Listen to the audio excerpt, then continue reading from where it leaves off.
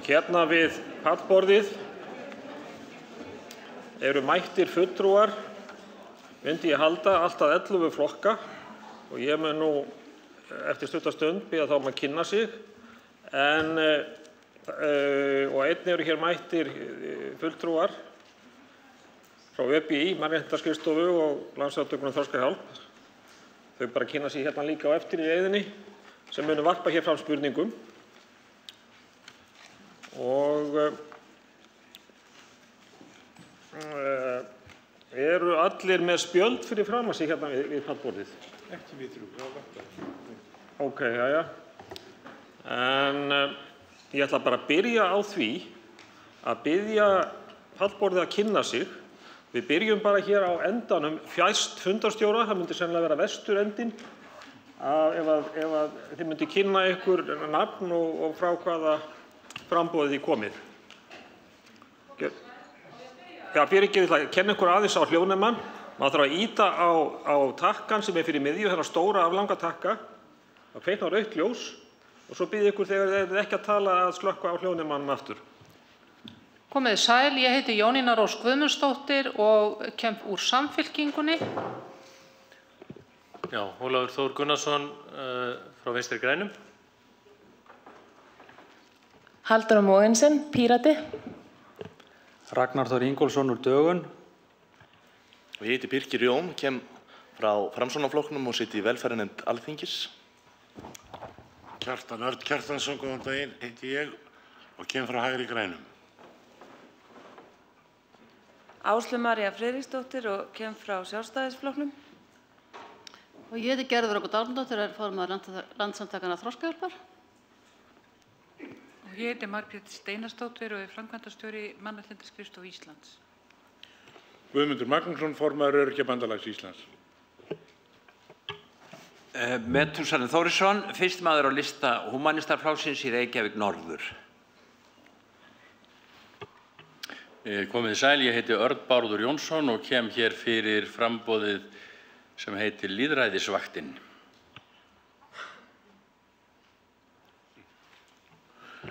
Já, Þorvaldur heiti ég, Þorvaldsson. Ég formaður Alþýðu fylkingarinnar. Já, ég heiti Freyja Haraldsdóttir og kem frá Bjartri framtíð. Takk fyrir. Nú eru nýjar kringumstæður í íslenskum stjórnmálum. Það eru mikil gervin í samfélaginu og margir með skoðun á því hvers skuli halda og hvernig maður hafa okkar samfélag og það endurspeglast í nýjum framboðum til alþingiskosninga. En hér á þessum fundi erum við að einbeita okkur að þessum framboðum og hvaða álit og skoðun þau hafa á samningnum og fullgildingu eða lögleiðingu hans. Og ég vil nú fyrst byrja á því að gefa öllum frambjóðendurum bara svona í 2 mínútur aðeins að tjá sig og ég held ég bara hafi sömu röð til að byrja með. Ég mun reyna að gæta hér jafnræðis á eftir þannig að allir fá að tjá sig en við höfum svo sem ekkert mjög langan tíma. En ef að vesturendin myndi bara vilja aðeins byrja og kommentera á í sambandi við það spurningar sem framboðin fengu send.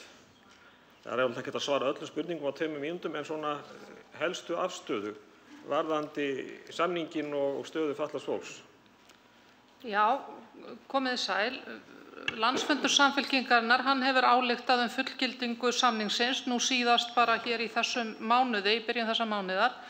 Við höfum talað fullgildingu en ekki lögfestingu vegna þess að það er bara svona það sem almennt talað hér á landi en nú var ég að viðurkenna, ég nú svolítið hugsi því að í dag erum við vonandi að fara að samþykkja lögfestingu barnasáttmála Sameinuðu þjóðanna og þá finnst mér við kannski vera komin svolítið í nýja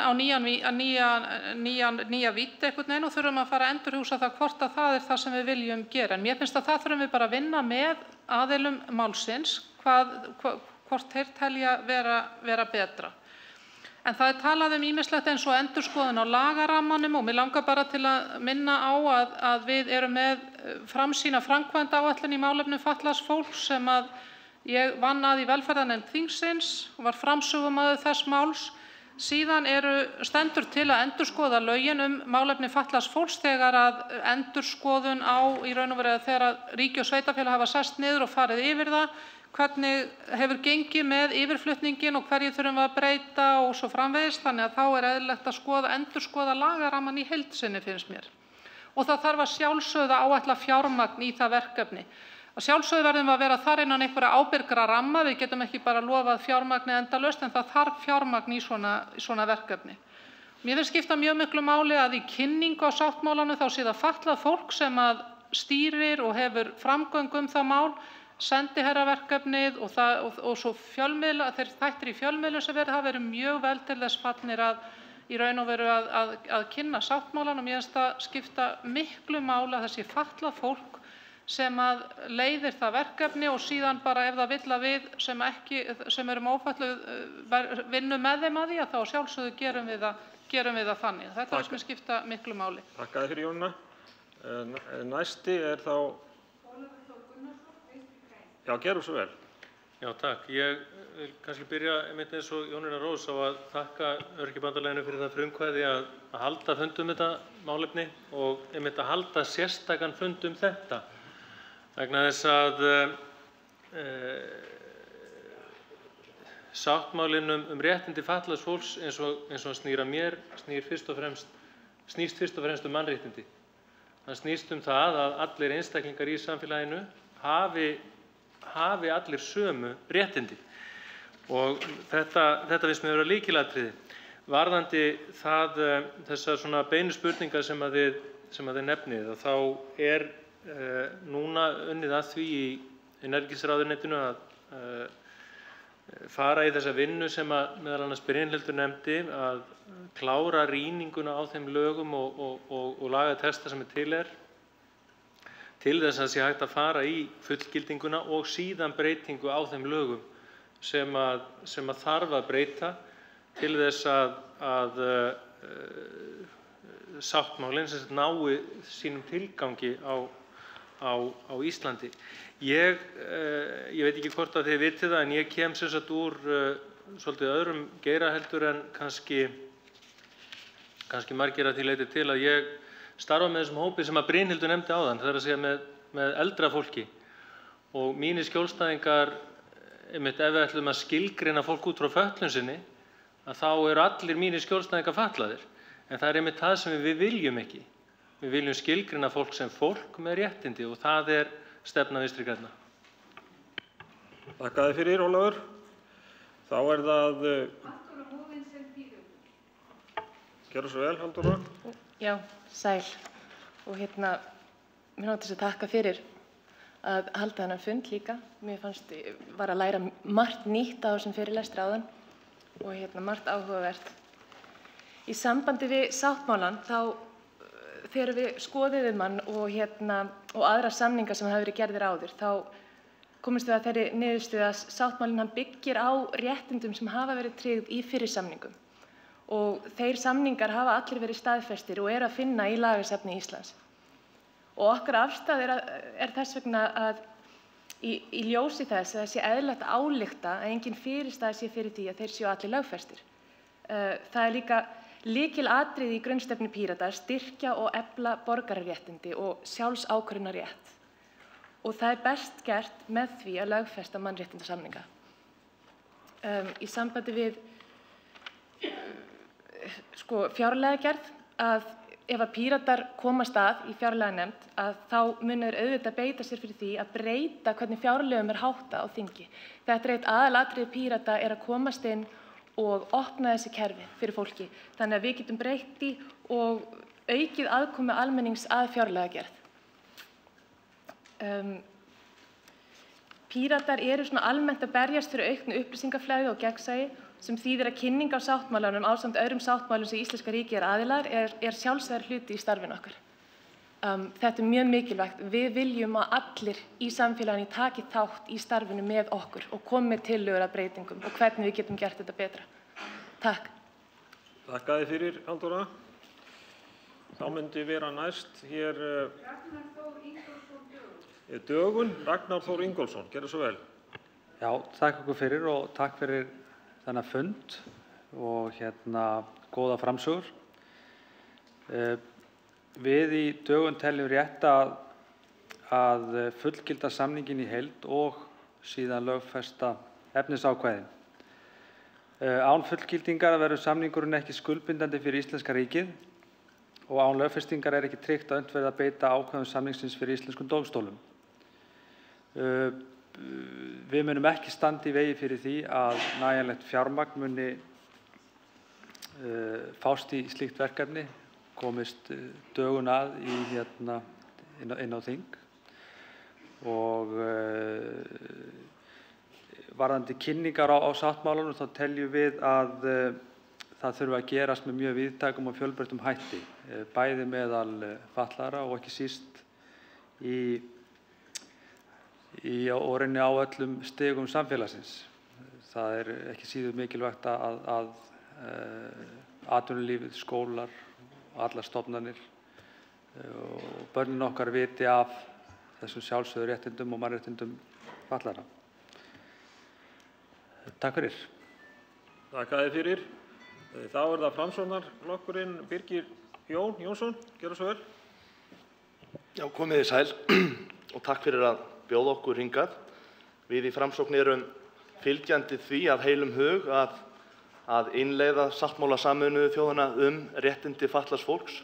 Og það sem mér finnst kannski standa upp úr núna hvað við erum sein með þetta, að við skrifuðum undir árið 2006 og núna árið 2013 skuli ekki endanleg þýðing á þessum sáttmála liggja fyrir.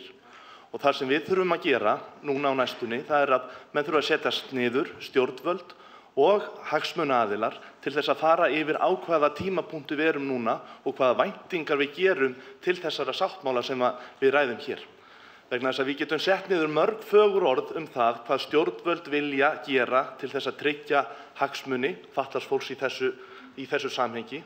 En það ekki nóg að setja fögur orð á blað, við verðum að hafa sameiginlega skilning á því hvað út úr þessari vegferð á að koma. Mér hefur fundist afskaplega fróðlegt að hlusta á sérfræðingana okkar tvo hér. Og mér finnst mjög mikilvægt að í þessum samningi sem við eigum eftir að innleiða hér, að þar minnst á fátækt og við vitum að fatlaðir eru þeir hópur samfélagsins sem á í hvað mestri hættu á að lenda í þeirri gildru sem fátæktin er. Það verkefni sem menn þurfa að setja niður fyrir sig.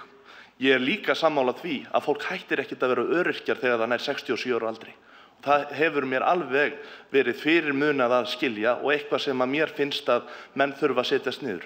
En fyrst og síðast þetta spurning það að við förum að tala þá meira saman, þvert á flokka og aðilar sem eiga hagsmuna að gæta og við höfum einfaldlega ekki verið að standa okkur í stykkinu, þar að segja stjórnvöld að undanförnu í því, en vonandi munu bjartari tímar renna upp og ég mun stuðla því í gegnum minn flokk að við beitum okkur fyrir því að innleiða þennan sáttmála. Takk.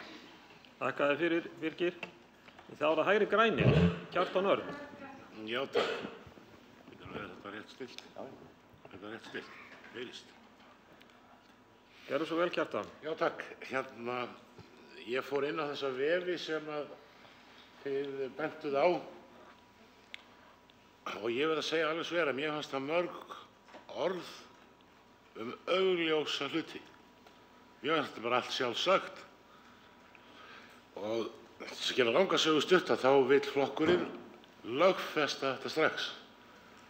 Það afar fljótvirk og einföld aðgerð og tryggja þá strax að réttindi fatlaðra gildi á Íslandi.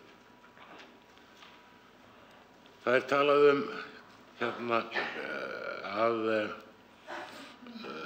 hvernig á að tryggja nægilegt fjármagn. Það auðvitað alls ekkert hægt að tryggja fjármagnið ekki til. Það þarf að búa upp peningana fyrst og veiða þeim.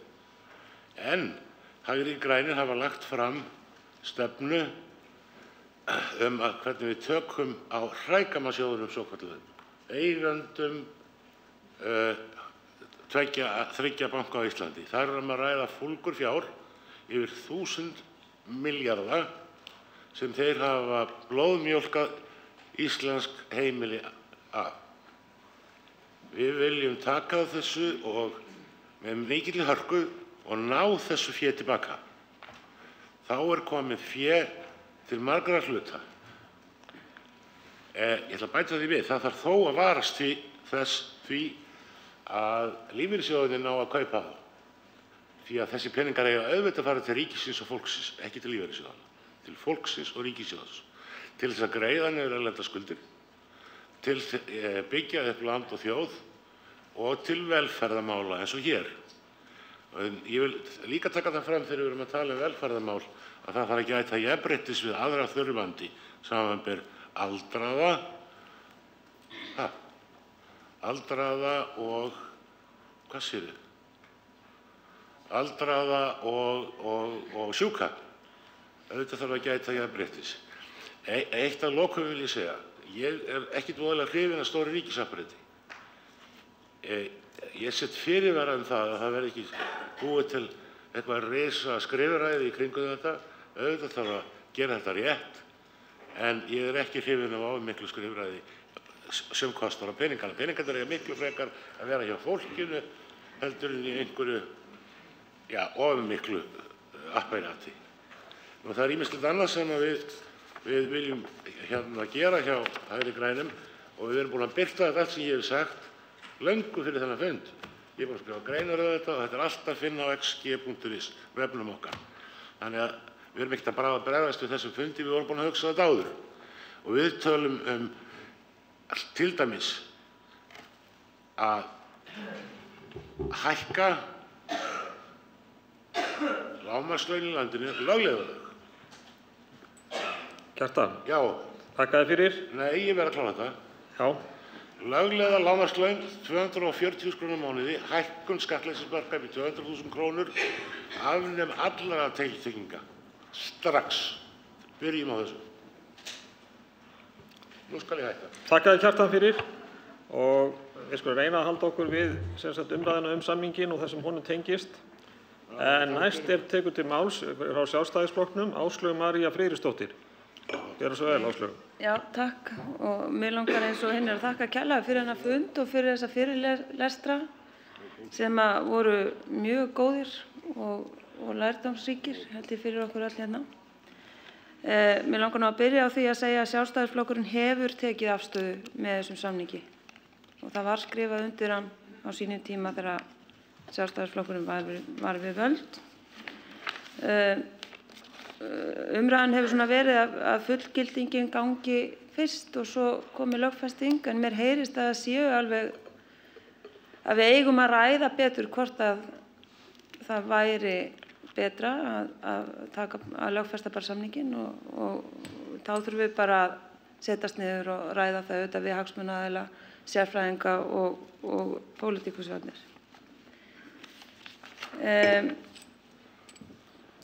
Ég skauta hérna hratt yfir spurningarnar. Hér er spurt hvort að við munum tryggja nægilegt fjármagn og það er nákvæmlega það sem Sjálfstæðisflokkurinn gengur út á. Hann gengur út á að skapa tekjur fyrir velferðarsamfélagið. Og það þýðir ekkert að vera með velferðarsamfélag sem gengur út á að skipta niður einhverju sem ekki til. Það verður að skapa tekjurnar og hagvöxtinn. Annars gerist ekki neitt. Og það er auðvitað það sem Sjálfstæðisflokkurinn gengur út á og við verðum að skapa sátt á vinnumarkaði og setjast niður og tala við aðila vinnumarkaðins þannig að við náum auðvitað að vinna okkur upp úr því ástandi sem hér hefur skapast og dýpkast á síðustu árum. Svo er það kynningin, ég tek undir það að hún er gífurlega mikilvæg og við þekkjum auðvitað það að bera bæklinga í hús og eins að kynna á netinu, auðvitað þarf að fara yfir það og gera þetta mjög vel og þar að leiðandi að hafa upplýsingarnar aðgengilegar, þær sem á netinu, það er líka hluti samningsins að gera það. Viðhorfsbreytingin verður náttúrulega ekki gerð á einum degi. Viðhorfsbreytingin á sér alltaf stað hægt og hægt. Ég held að þessi mainstreaming, eða hvað segir maður, sú þróun að við hættum að setja fólk í hús, sérhús og í sérstök úrræði, en að við förum bara meira að innleiða að taka fólk bara jafnt inn í skóla og inn í alla þá þjónustu sem við veitum. Við erum á því að það eigi að sameina löggjöf og félagsþjónustulöggjöfin sé örugglega besti grunnurinn til þess að gera það. Við erum á því að sérstök löggjöf fyrir aldra sé ekki endilega málið, heldur séum við alltaf að horfa á þörfina sem skapast og hvernig við sinnum henni alveg sama hvaðan og af hverju hún stafar. Svo langar mér svona aðeins að því að ég hef nú komið að því, ég veit að þessi framkvæmda áætlun í gangi og sveitarfélögin meðal annarra og ríkisstofnana að meta kostnaði við í rauninni innleiðingu sáttmálans. Þetta liggur ekkert fyrir, við vitum ekki ennþá hvernig við ætlum að gera þetta. Þannig að við verðum að taka eitt skref í einu, þetta fyrsta skrefið, síðan getum við sest niður og ok, var að það taka þetta og setja þetta í lög strax. Það ekkert víst að það breyti aðstæðum fólks hraðar, en það eitthvað sem þarf að ræða. Ég hef verið að vinna með nefnd sem að... Áslaug, ég ætla að biðja að stytta málið svona frekar. Já, ok. Mér langar samt að segja afskipti mín af þeirri vinnu sem að felst í einlega samningin eins og að vinna með NPA-nefndinni og svona þannig að mér finnst þetta vera að gerast allt of hægt. Mér finnst bæði sveitarfélögin og ríkið bara, við verðum einhvern veginn að finna betri leiðir til að ná hraðari þróun. Takk. Þakka fyrir Áslaug. Nú tekur til máls frá Húmennistaflokknum, Metúsalem Þórisson. Gjörðu svo vel. Þakka fyrir Ragnar. Ég vil byrja á því að þakka Öryrkjabandalaginu fyrir þennan fund og ekki síður að vera að vinna í þessu með réttindi, mannréttindi fatlaðra vegna þess að sú barátta er barátta fyrir réttindum allra og kemur öllum til góða. Húmennistaflokkurinn telur það beri að lögfesta mannréttindasáttmála Sameinuðu þjóðanna réttindi fatlaðs fólks. Með því verða ákvæði sáttmálans lögbundin og tryggja rétta forgangsröðun varðandi ráðstöfun á fjármagni ríkisins. Einnig það hægt að lögsækja ríkið fyrir vanhöld á framkvæmd sáttmálans. Lögfesting sáttmálans myndi í sjálfu sér tryggja að fjármagni yrði að veita til að uppfylla hann. Það meira en nóg af auði í þjóðfélaginu til þess að standa undir þessu. Hins vegar ekki hægt að fjalla þennan þátt úr samhengi við tröllaukið arðrán fjármálakerfisins sem sogar allan mátt úr þjóðfélaginu. Tillögur Húmennistaflokksins, ef þær ná fram að ganga afnám vaxta og að komið sér í veg fyrir spákaupmennsku, myndi losa hundruði eða jafnvel þúsundir milljarða sem hægt var að nota til að uppfylla réttindi fólks og þarfir, sem forgangsatriði hjá húmanistum. Húmennistaflokkurinn hefur sem grundvallar skjal almenna mannréttindayfirlýsingu Sameinuðu þjóðanna. Varðandi kynninguna þá þarf að tryggja með lögum samfélagslegar skyldur fjölmiðla. Þar þurfa að koma skýr lagaákvæði að fjölmiðlar kynni sáttmálan á fullnægjandi hátt. Í þessu sambandi má benda á að í hinum almenna mannréttindasáttmála Sameinuðu þjóðanna stjórnvöldum hvers lands gert að skyldu að kynna hann. Þessi skylda hefur ekki verið færð í lög hér á landi enda hafa stjórnvöld algjörlega brugðist þessari skyldu. Þetta ítrekar nauðsyn lögfestingar varðandi framkvæmd allra slíkra sáttmála. Takk fyrir. Þakka þér fyrir. Þetta var innlegg frá húmanistum. Nú er það lýðræðisvaktin. Það er hann Örn Bárður Jónsson sem ætlar að tala fyrir hana. Gjörðu svo vel, Örn. Já, þakka ykkur fyrir þennan fund og þakka frábæri erindi, bæði fræðandi og upplýsandi málefni fatlaðra. Og svo fagnaði ég því líka hvað fatlaðir eru sýnilegri heldur en oft áður og láta í sér heyra og láta til sín taka og það er gríðarlega mikilvægt. Það var mynd hér áðan á slagorðið ekkert okkur án okkar og það finnst mér gott.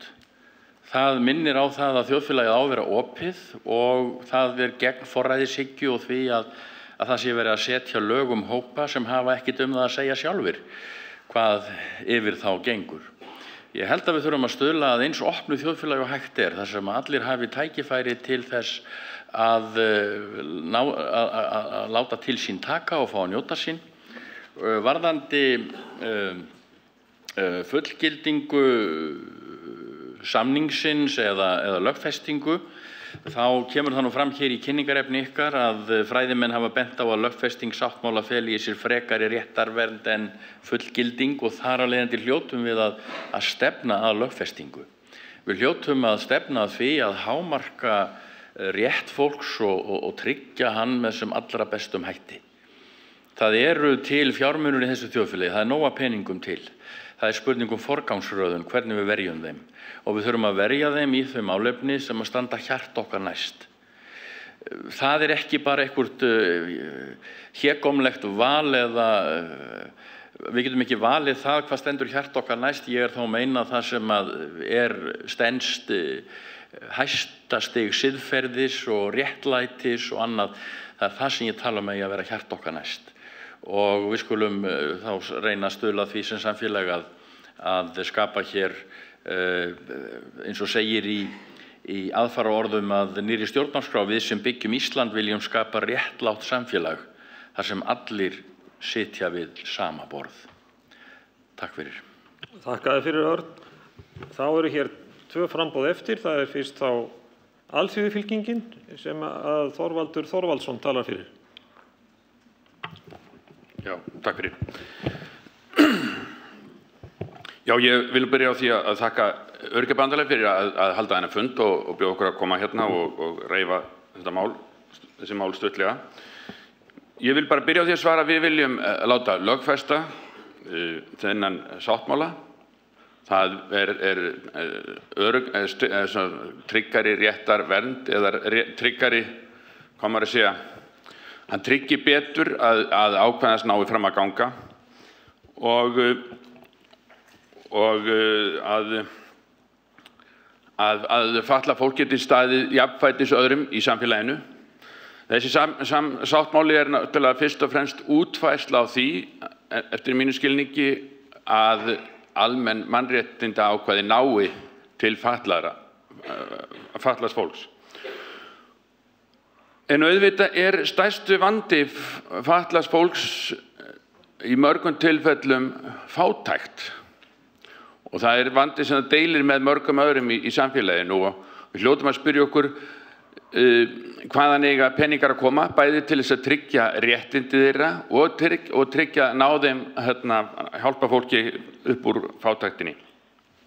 Okkar skoðun sú að þar sem að fjármálakerfið eins og staðan í dag, þessu markaðskerfi, sogar til sín nánast öll verðmæti, allt sem tönn á festir í samfélaginu og allt annað verður eins konar afgangsstarf. Við höfum séð það bara undanförnu kjörtímabili. Það alltaf hægt að finna nokkra 20 milljarða, jafnvel 100 milljarða eða þarf að bjarga bönkum. En ef það þarf ef vantar til þess að velferðarkerfið sé starfhæft, að þá hafi togast á hverja krónu. Við teljum að einu lausnin á þessu sé að fjármálakerfið sé einfaldlega félagsvætt, verði rekið félagslega án þess að taka til sín eigin hagnað úr samfélaginu, út úr sinni starfsemi og þar með skapast gríðarlegt svigrúm til þess að breyta forgangsröðun til þess að koma á auknum jöfnuði í samfélaginu. Það ekki nóg að segja að það þurfi að skapa tekjur með aukinni veltu ef að þær tekjur fara alltaf í sömu örfáa vasana. En þessi sáttmáli hefur líka gríðarlegt áhrif til þess að komast út úr því að ölmusu gera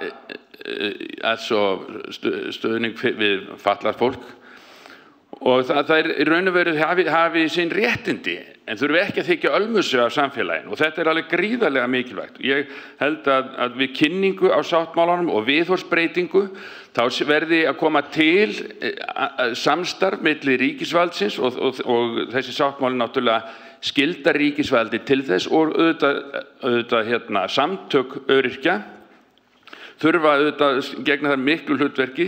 Ég var nú sjálfur formaður eins af félögum samtökum innan Öryrkjabandalagsins fyrir nokkrum árum og þekki ágætlega hvað mikilvægi það hefur að fatlað fólks taki sjálft málin í eigin hendur.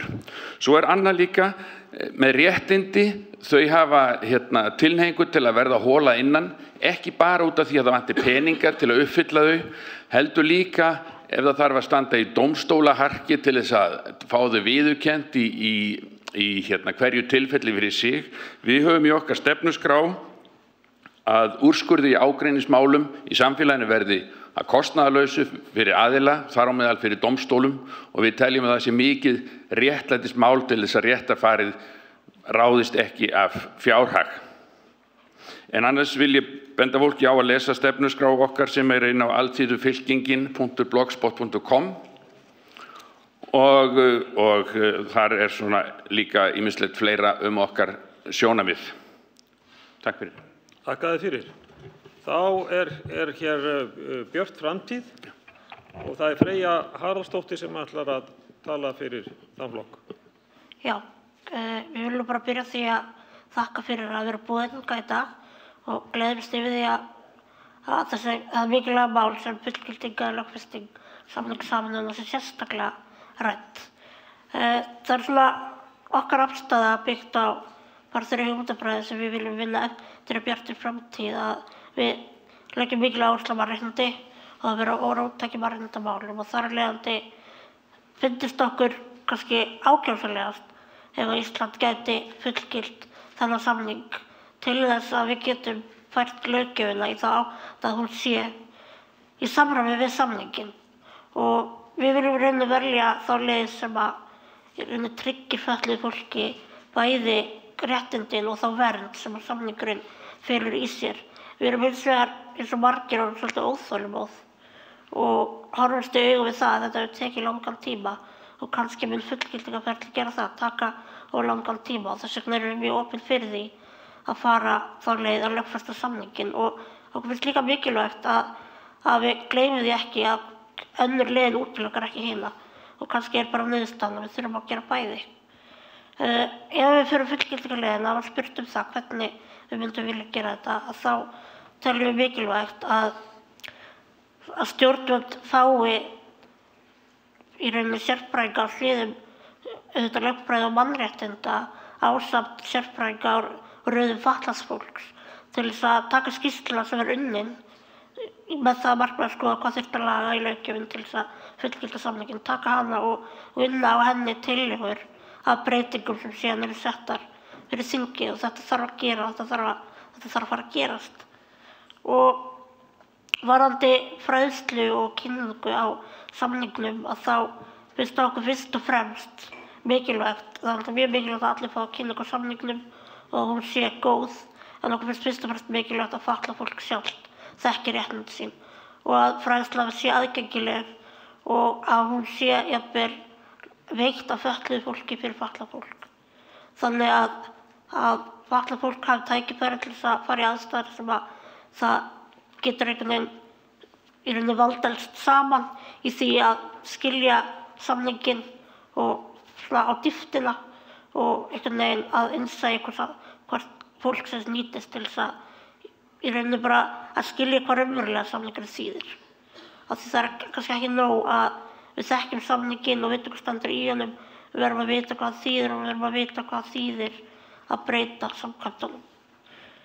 Og varðandi viðhorfsbreytinguna þá teljum við þetta helst allt í hendur að með kynningu á sáttmálanum þá breytum við viðhorfum með því að tryggja fötluðu fólki réttindi sín, þá skapum við þeim aðstæður til þess að vera virkari þátttakendur í samfélaginu og gerendur og taka ábyrgð, það verður sýnilegra og þannig breytast viðhorfin bara með því að lifa lífinu. Og þannig tala um það mjög lengi, þetta svona áhersla sem að við teljum vera líka mikilvæga.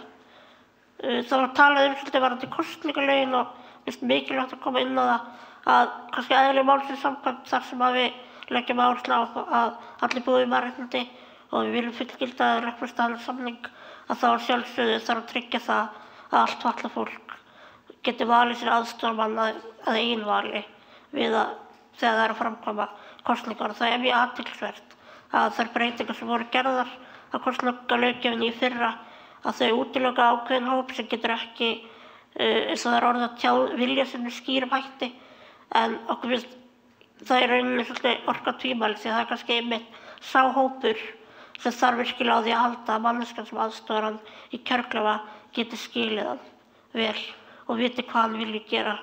Og það er rauninni mörg ákvæði í samningnum sem er fjalla þetta, og það er ekki bara ákvæði sem fjallar rétt til þess að taka þátt í stjórnmálum, það er líka ákvæði rétt til að geta tjáð sig óhindrað, og það er líka eins og 19. greinin rétt til að lifa sjálfstæðu lífi og fá aðstoð við það.